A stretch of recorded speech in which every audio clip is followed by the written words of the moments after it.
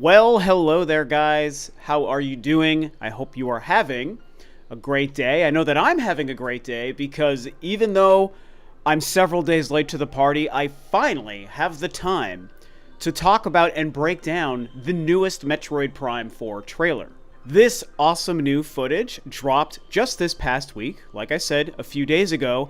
It actually dropped by Nintendo on November 4th, which is the exact 1 month countdown till the release on December 4th. So clearly that's the reason that they chose this date. They did do a little bit of a tease on Twitter with like a random 30-second collection of footage we'd already seen a few days beforehand. But then November 4th hits, we're only 1 month away, and they are treating us to this awesome new, fairly short trailer. It's only about a minute, I think a minute and 15 seconds long, but it has a lot of new footage and new ideas and great stuff to look at. And that's what I want to do today, is talk about and break down this awesome stuff. Now, normally, you guys know me, I'm as quick to this stuff as I possibly can be. And the reason I'm so many days late, I won't bore you with too many details, is just to say my work life went insane. Nuclear this week, my real life. Again, I do YouTube for fun on the side. This year, it's kind of become just a reason for me to talk about Metroid almost entirely, which is normally what I think I've done with my channel for the 12 years I've been doing it anyway, but more so than ever this year in 2025, it's been like Metroid, Metroid, Metroid, and Switch 2. So those are the two things that I've been most focused on. But stuff has just been so crazy this week. I was like, I can't even think about YouTube. I can't even think about Metroid. I saw the trailer. I loved it. I tweeted about it. And then I just kind of had to go radio silent because I've had head down, nose to the grindstone, just living this chaotic life this past week. But it's the weekend. A lot of that stuff is behind me. Not all of it. This coming week is also going to be insane and bothersome. But it's the weekend. I've got the time. I've got the energy. I've cleared up my brain so we can do this together. I have not seen anyone else's breakdown. I've seen a couple of tweets and things shared online since it came out. I've watched no one else's video for so many reasons. Busy, don't want to see other people's ideas. I want to go through it with my own eyes and share it with you guys. And so let's stop talking about that stuff and actually get into the trailer. Okay, here we go. It is time for the Survive trailer. This is called the Metroid Prime 4 Survive trailer. Very interesting, very exciting. Let's take a look now. As we open on footage that we've seen from the treehouse for the Switch 2 version of, not much to really go over here, but we're basically just looking at some of the cutscenes, the Revenge of the Sith-inspired opening cutscene as she's landing on planet Tanamar, which, again, we learned all of that from the treehouse back in, when was that? Was that the April 2nd Direct? I can't even remember when all that stuff happened. I think it was at the April Direct. They did the treehouse afterwards, right? The one that was showcasing the Switch 2 stuff. So we see some of this footage. Nothing new, but always cool to see because it looks amazing. This is something we've seen a few times, Switch 1 and Switch 2. She's landing on... So this is all very interesting stuff here because we're seeing Switch 2 footage of stuff we'd only seen on the Switch 1. This stuff, where she lands on Tanamar and hops from her gunship, we saw on the Switch 1 last year and we saw on the Switch 2 this year. But we also come to this shot right here where she's now on Vuros after acquiring the Psychic Eye, by the way. So we can kind of put together a timeline of Samus's suit and psychic abilities. I do want to actually point that out. It's never really come up, I think, on my prior videos. But, you know, here on Tanamar, she's in her regular Varia suit without the Psychic Eye. Then, at some point, by the time she makes it to Vuros, maybe this is the first time she gets here, maybe not. We saw this on the Switch 1 footage in the March Direct earlier this year. But she's still in her regular Varia suit, but she has the Psychic Eye. And then, of course, we've seen so much other footage of her in what we know is the Viola suit, or what Nintendo calls the Viola suit in their description for the amiibo, and that she also has the Psychic Eye. So it seems like her journey in this game is regular Varia suit on planet Tanamar, Varia suit with the Psychic Eye on Vuros, and then later the Viola suit also with the Psychic Eye also on Vuros. Hopefully that all makes sense the way I described it. So now we're just seeing like the 4K footage, Switch 2 footage of this same stuff we'd only previously seen on the Switch 1. Again, I don't have the ability to capture and share and render in 4K, so you're seeing it in 1080, but we know it's the Switch 2 version, and it's just nice to see that stuff. If you watch these trailers on Nintendo's channel, you can actually see the 4K footage of this. So we see this. We see this is, again, we're looking at, we saw this in the Switch 1 reveal last year in 2024. Now we're seeing Switch 2 4K footage of it. And, you know, the textures and everything just obviously looks a lot better. My video won't be able to showcase the 4K like I just said. But it's nice to see, and, you know, I talked about this even last year. Clearly, these little energy light sources, you know, we see it in the March footage from this scene here on Vuros. This is clearly how she transports around. Now, is this just a way for her to fast travel or transport around planet Vuros?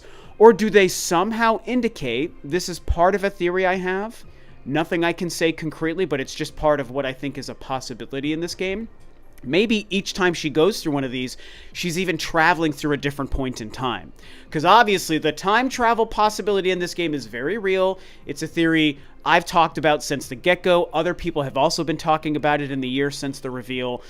And so these are probably just little fast travel things, but maybe they also mean she's traveling through time. So who knows? We'll see what that looks like.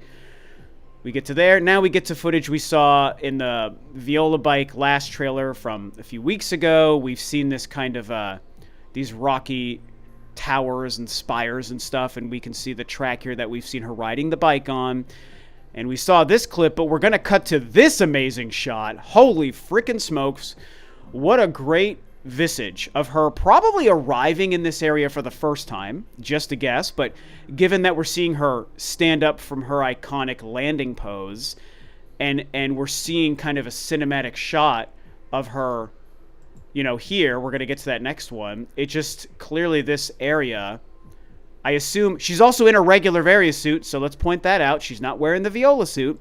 In a regular Various suit, probably entering this rocky tower area for the first time with the rain and the lightning. Kind of reminds me of Geonosis from Star Wars Attack of the Clones. Kind of reminds me of The Matrix. It's got such a cool sci-fi fantasy vibe. Love the rain and lightning. And again, she's wearing the Various suit, not the Viola suit. However, we then cut to the same thing here. In some of our prior trailers, we've seen footage of this kind of... It looks like an industrial plant where, like, maybe they're making stuff or turning rocks and lava into something, and maybe making machinery, because there's lots of lava and, you know, smoke and fire in this section.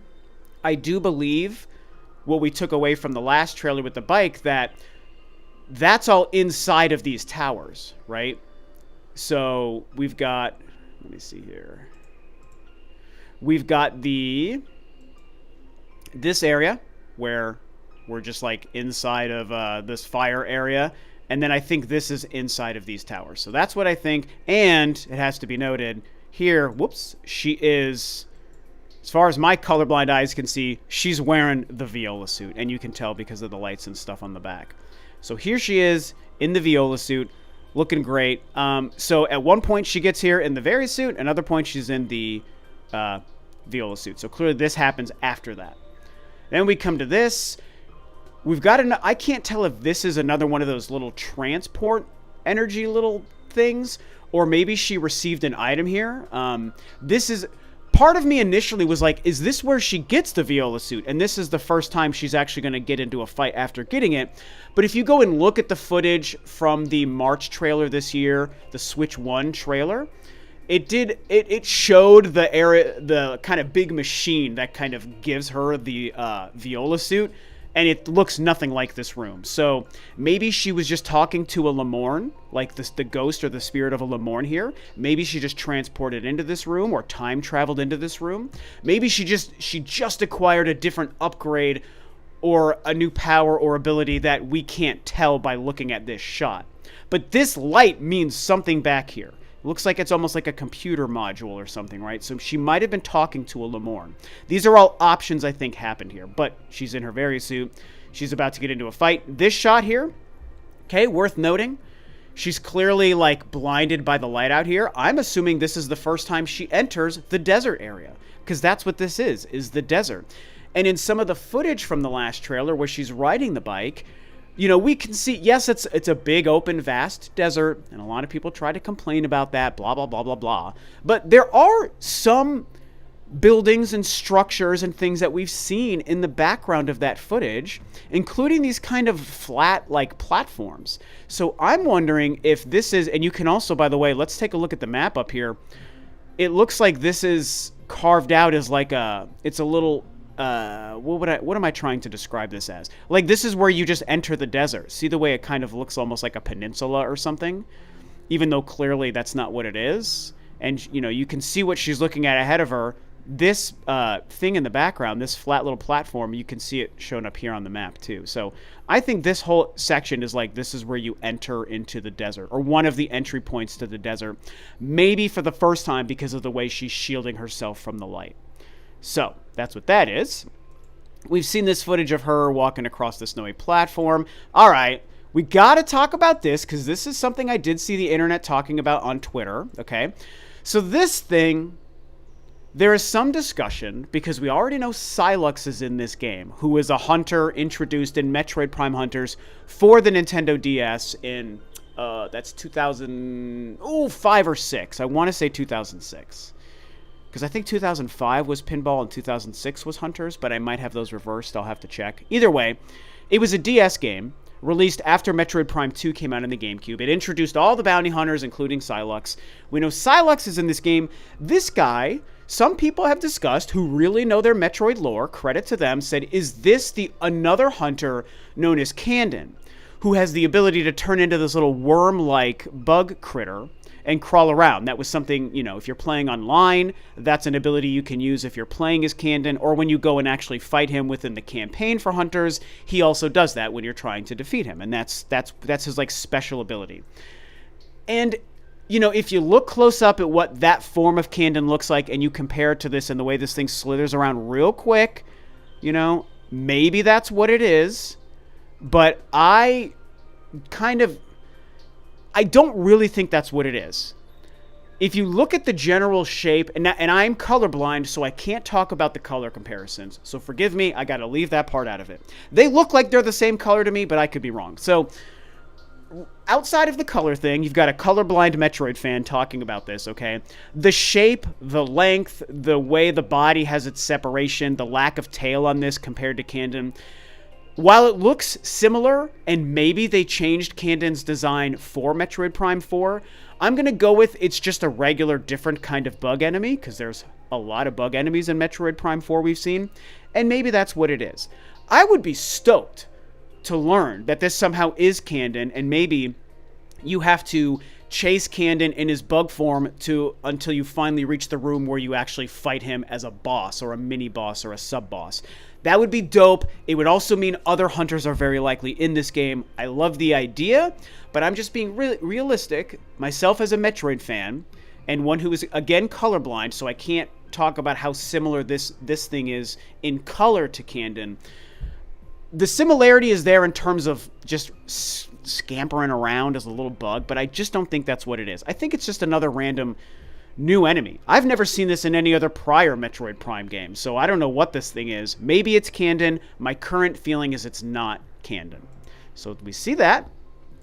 Here she's using her grapple lasso again. We've talked about the grapple lasso and the grapple voltage. I've mentioned in my prior breakdown, I think that's what this ability is in this game, and it'll be used for locks and doors and all sorts of things, maybe also for fighting enemies, but we've seen it before. She's using it again on this door. This is very important, okay? This scene, she is clearly using her psychic ability to activate maybe some invisible platforms. All these are very short clips, so forgive me for the consistent pausing. It's hard to really settle into a clip we're seeing because they're all very, like, quick 1-second little clips here. But that's what she's doing. She's revealing platforms. It reminds me of how she uses her X-ray visor in Metroid Prime 1 to find platforms, or the dark visor in Metroid Prime 2 to find invisible platforms. And it looks like in Metroid Prime 4, they're taking that concept, and their conduit, their vehicle for revealing invisible platforms in Prime 4 is the psychic abilities. So you got the X-ray visor, you've got the dark visor, you've got the psychic abilities. I think it's very cool. We're seeing a lot of the standard Metroid Prime 4 platforming and puzzle solving and progression. everyone overreacted to the bike trailer saying, oh my god, it's just a big dumb bike game with empty open areas. And it's like, you freaking crazy people, you're ignoring all the other footage we've seen of normal Metroid Prime shooting and action and puzzle solving. And this is just seeing what it looks like in Prime 4 with psychic abilities. So big fan of whatever this might turn out to be within the game. I love what I'm seeing here. We've seen this shot. We've seen a lot of the wolf stuff. Not much new to talk about here. All right. These we're going to learn are called Cybots. I mentioned that they look like the Steam Lord from Metroid Prime 3 before, and they certainly do look like them in shape, but that's not what they are, especially when you look at them more close up in their design. Also, I think, I could be wrong, but this looks like, if I can go back, wow, I went right to the perfect screen. I think that shot of those Cybots coming in is actually what this is. I think in this room, whatever she did with this light behind her, she got something, she talked to someone, blah, blah, blah. She warped in here.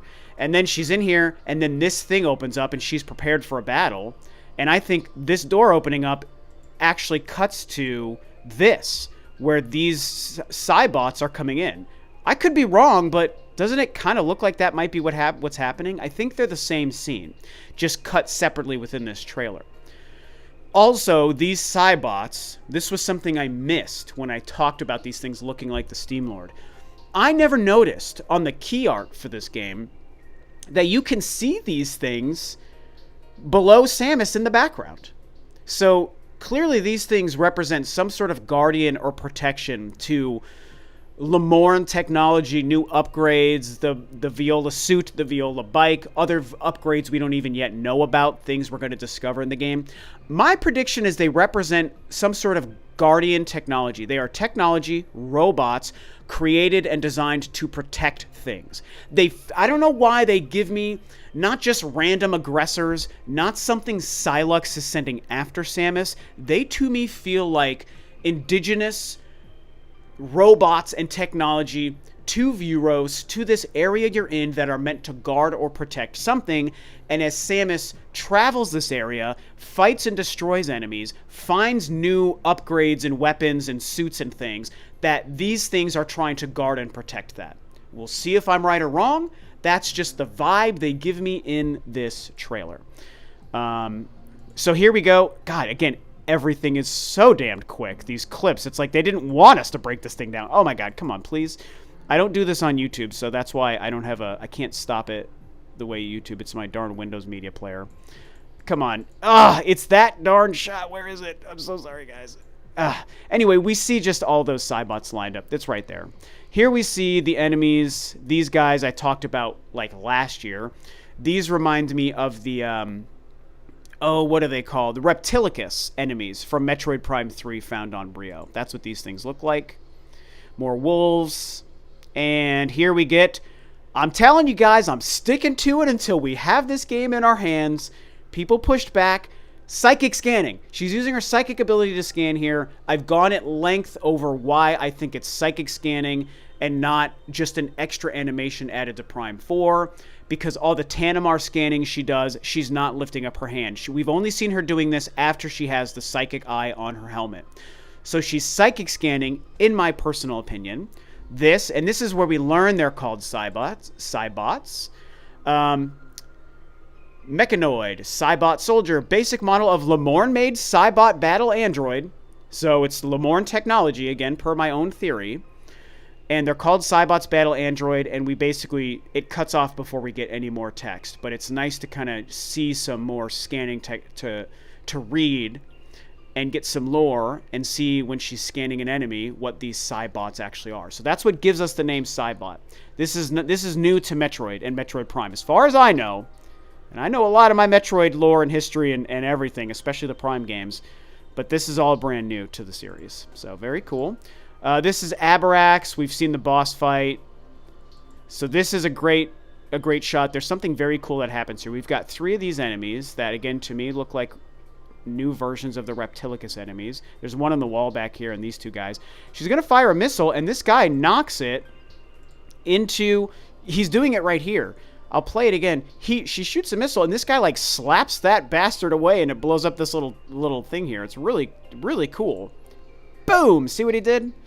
So damn cool. So it's very interesting. We also can see in this shot, she's got that extra ammo that I've talked about. Is this psychic ability ammo? Is this just another missile, another kind of weapon? She's got, she's got the missile on the right. She's got this fire thing on the down on the D-pad probably, and we can see the respective ammo over here. This 70 clearly correlates to this. I've talked about this before. We've also, now that I think about it, looking at this footage, which is clearly the same snowy area where the wolves are, I think we've only seen shots of this little fire extra weapon here in the snowy area.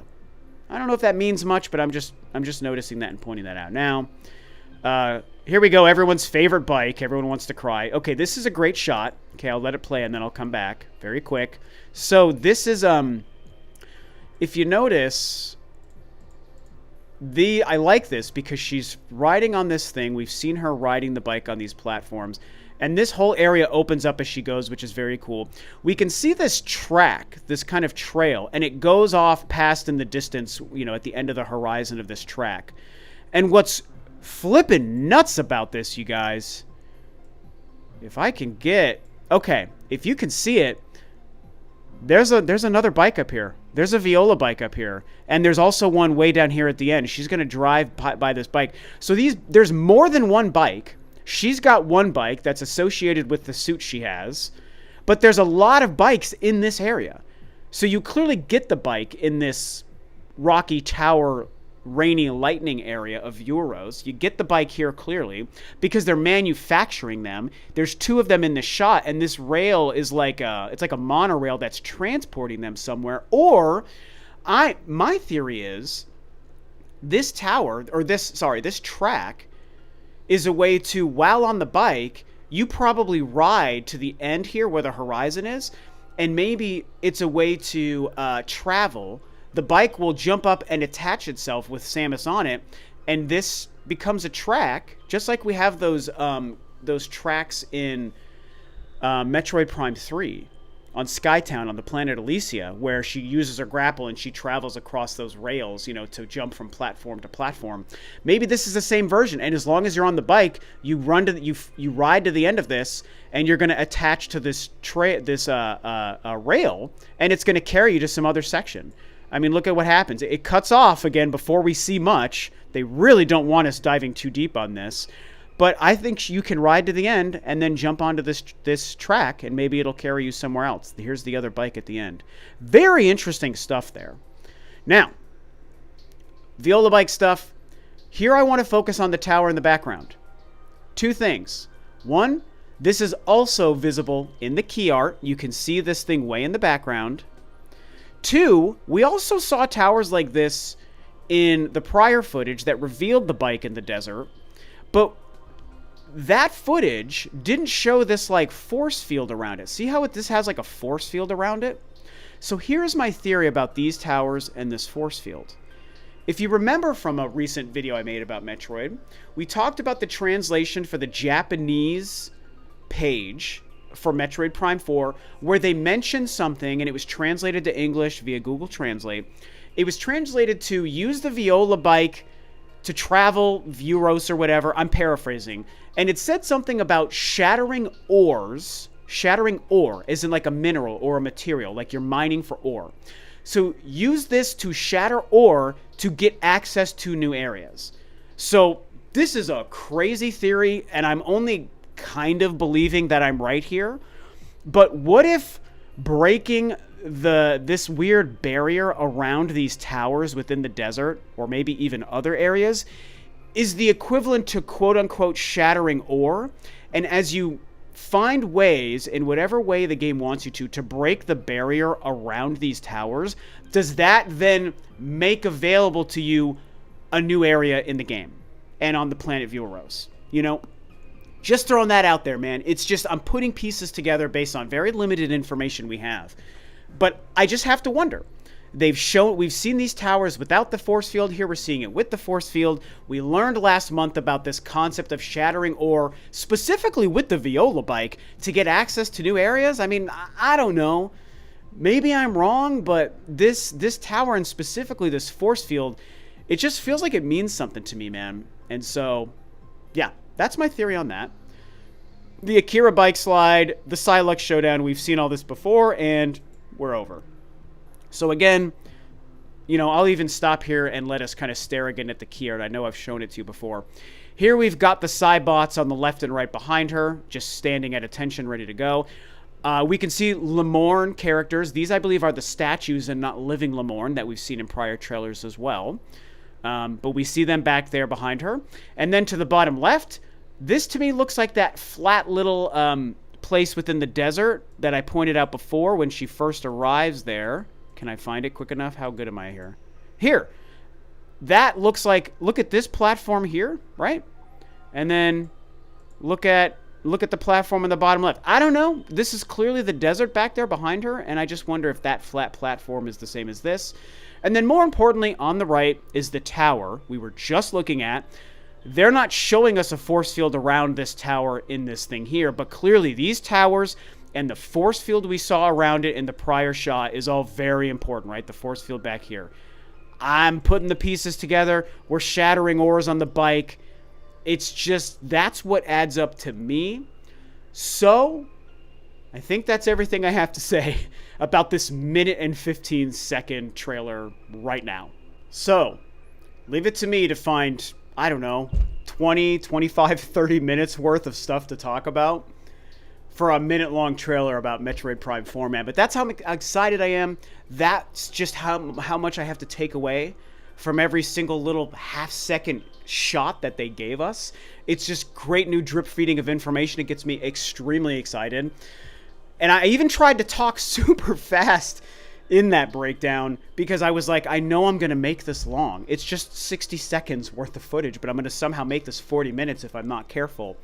So hopefully it was cogent enough for you guys to understand and gave you great stuff to think about, maybe lined up with a lot of your own theories that you've already come up with yourself, or maybe whatever anyone else out there has talked about. It's all very interesting and very exciting. I love getting new trailers like this, man. So I won't elongate this video anymore. Breaking down the trailer is all I had to say. Less than a month to go. I have two very specific, very, very important and almost kind of personal videos regarding this game that I want to make between now and release. So again, with my life and work and everything just very crazy right now, I don't know how often I'm going to get to make videos between now and release, so I'm going to focus on just those two videos and nothing else.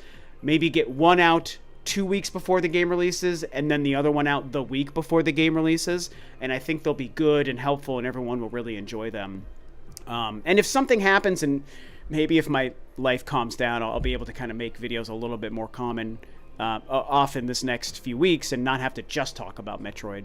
But also, Metroid's all I care about, let's be honest. So, yeah, this was fun. Thank you for watching another very long breakdown from me, the biggest Metroid nerd on the frickin' planet. Talk about my theories and the things that I spoke about. Share your own theories and ideas, where they align, where they differ. And that's it. Thanks for watching and listening as always, you guys. The game is only a few weeks away, and I will see you on the next video.